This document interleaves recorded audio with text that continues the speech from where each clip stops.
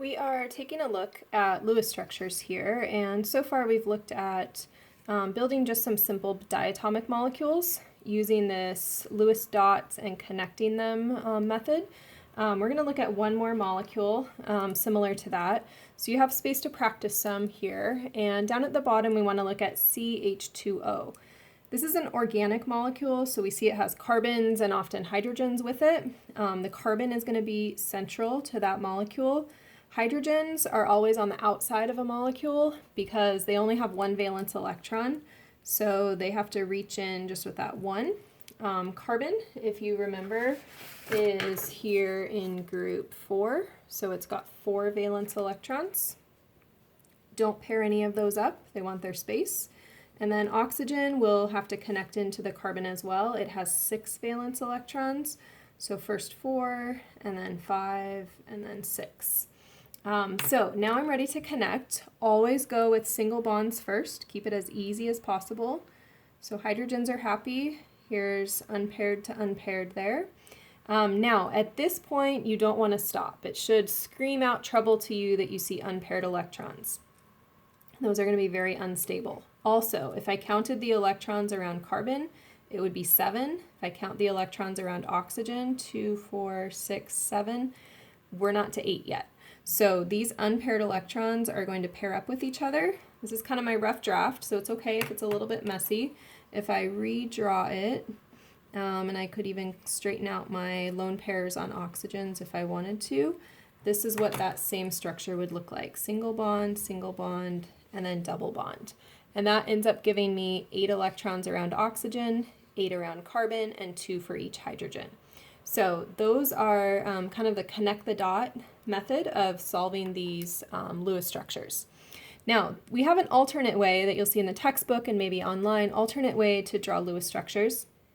And that is going to be first to draw bonds. And after I draw bonds, then I'm going to add electrons to the outer atoms and then check out the central atom last of all to make sure that we have octets. So if I look at carbon dioxide here, CO2, I always want to have symmetry when I set up my Lewis structures. So I'm going to put carbon in the middle, oxygens on the outside.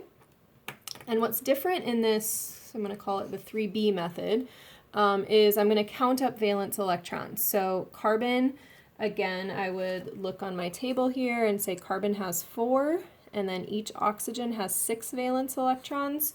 So that's 4 plus 2 times 6 would be 12. So I have a total of 16 valence electrons to work with as I draw this Lewis structure. So first of all, we're going to draw bonds. So that's, remember, 1 electron, 2 electrons, 1 electron, 2. So that's 4 electrons. I still have 12, so then I'm going to fill them in on the outer atoms. So there's 4, 6, 8, 10, 12, 14, 16. My oxygens are really happy right now. They've got 8 electrons. However, always check your central atom. That's the last thing you want to look at here. Central atom only has 4 electrons right now. So what do you do in a crisis? You're short on something.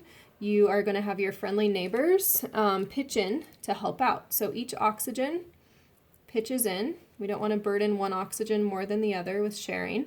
Kind of like 2 kids pitching in to help their parent. And so those electrons get shared, and here's what the outcome of that would look like. So same layout here. Those electrons jumping in now are going to become a double bond. So I have a double bond on both sides. And then those other valence electrons are still there. So carbon dioxide actually has 2 double bonds. And that answer could be gotten at in this same kind of connect the dot way. But it's an alternate way to count up all the electrons, place them, and then figure out what you're going to share. Let's take a look at one more challenging variation of a Lewis structure. So let's look at the NO3 minus here. So this is nitrate, and we're going to continue just as an example using this 3B method. So in nitrate, I have nitrogen, which if I reference the periodic table, nitrogen has 5 valence electrons. So that's 5 plus 3 times 6 is 18 from oxygen.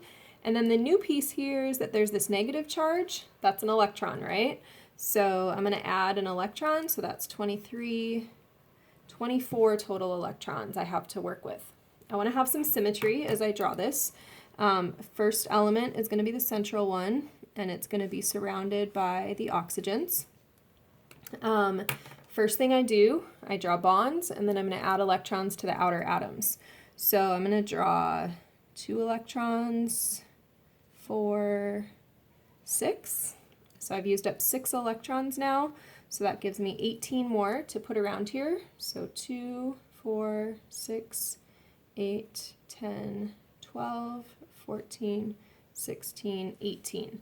Looking good, except nitrogen only has 6. So this is where the 3 kids, someone's got to take a turn to share into nitrogen. They don't all need to share like we did up here. I just need one of them to give its electrons to the nitrogen so that it'll get 8 electrons total. And then as I finish this up, because it's an ion, I need to put it in giant brackets and put a negative charge on it. So if I can find my whiteout here, once I've shared that electron in, this is what this molecule is going to look like. 1 double bond, and then a single and a single. We'll see on the next page that this is not the whole story. If there's 3 equal oxygens, then it makes sense that all 3 of them should share to the nitrogen. We don't want to burden one oxygen too much when everyone can pitch in. So we'll see that on the